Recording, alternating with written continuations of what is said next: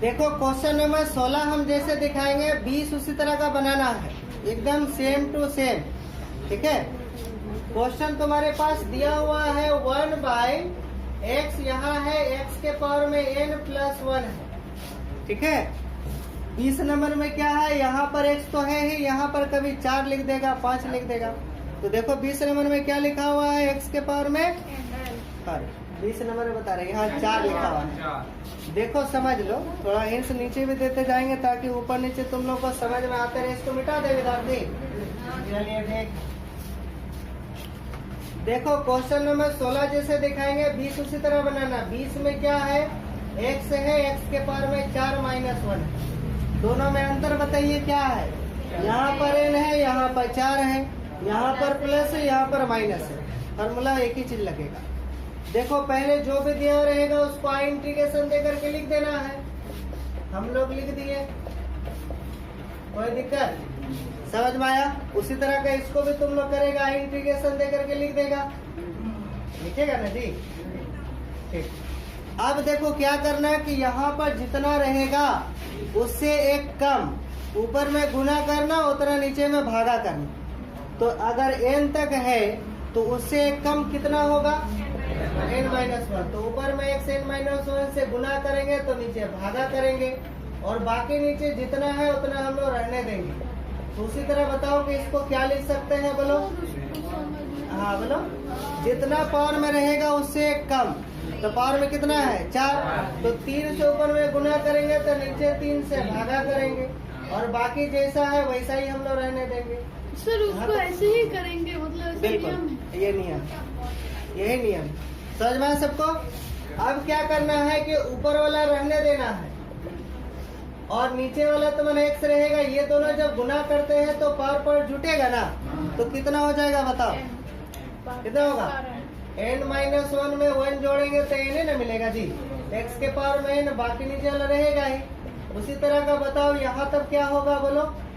x के power में 3 रहेगा, x के पावर में 4, यहाँ x के पावर में 4 - 1 होगा। यहाँ तक समझ में आया, कोई दिक्कत। ठीक, ये तो YouTube में मिलेगा इसलिए इसको मिटा दे रहे हैं। चलिए मिल जाएगा सर, तो यही तो मिलेगा ना, यहीं तक मिलेगा। आज ही वाला अपलोड करेंगे, थोड़े एक्स्ट्रा हम जोड़ देंगे पुछड़ी। अब देखो क्या करना है कि दोनों में से किसी एक को मानना है t। इसको यहाँ जो रहेगा ना, x के पावर में n को t मान लो। किसको मानेंगे t बताओ, x के पावर में n को t, यहाँ पर जो रहेगा उसी को t मान लेना, उसमें भी जो मिलेगा उसी को t मानेगा। x के सापेक्ष में अवकलन कर देना तो पावर आगे ना आ जाएगा, और पावर में घटा देंगे, t क्या करेंगे तो dt/dx होगा।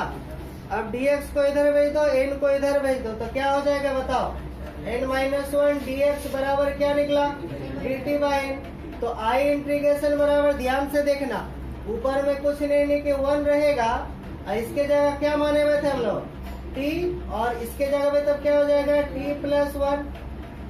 और ये बताओ x के पावर में n-1 dx को हटा करके क्या लिख सकते हैं हम लोग, dt/n। यहाँ तक समझ में आया।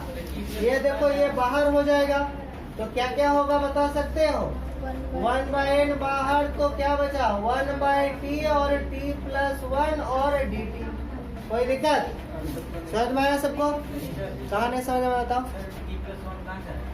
ये t+1 कहाँ से आए, ये x के पावर में n को क्या माने थे, तो यहाँ पर t बैठा देंगे, तो ये भी तो x के पावर में है, तो यहाँ भी तो t बैठाएंगे ना, तो t+1 हो गया। समझ में आया। ये वाला, ये वाला, अरे इसमें जब तुम्हारा डिफरेंशिएशन करेगा तब पावर वाला फॉर्मूला पावर आगे आता है। अच्छा वो साइड वाला, अरे अब यहाँ देखो ना, ये वाला n तो गुना में है तो बाहर नहीं होगा, कांस्टेंट है, तो क्या हो जाएगा 1/n बाहर, तो ऊपर में यही ना टर्म बचा, तो वही लिखे। अब देखो लीनियर फॉर्म का सूत्र उठाओ, याद है क्या सूत्र होता है लीनियर फॉर्म का, रेगल का 2r सब नहीं कुछ होता है, a देकर के पहिलका वाला और b देकर के दूसरका वाला लिखते हैं, ये वाला रहने देंगे हम लोग। अब बताओ कि नीचे नीचे एलसीएम न लेते हैं, तो t+1, तो बताओ ये और ये कटा तो ये ना बचेगा, at+1, ये कटेगा तो bt बचेगा, ये दोनों कट गया तो 1 बराबर क्या निकला, at+1 + bt। इसका नाम देंगे फर्स्ट, पहले यहाँ तक उतारो, अच्छा ये बताओ कि इससे टी का मान निकालेंगे तो कितना निकलेगा? -1। और इसका मान जब 0 करेंगे तो 0 ही निकलेगा।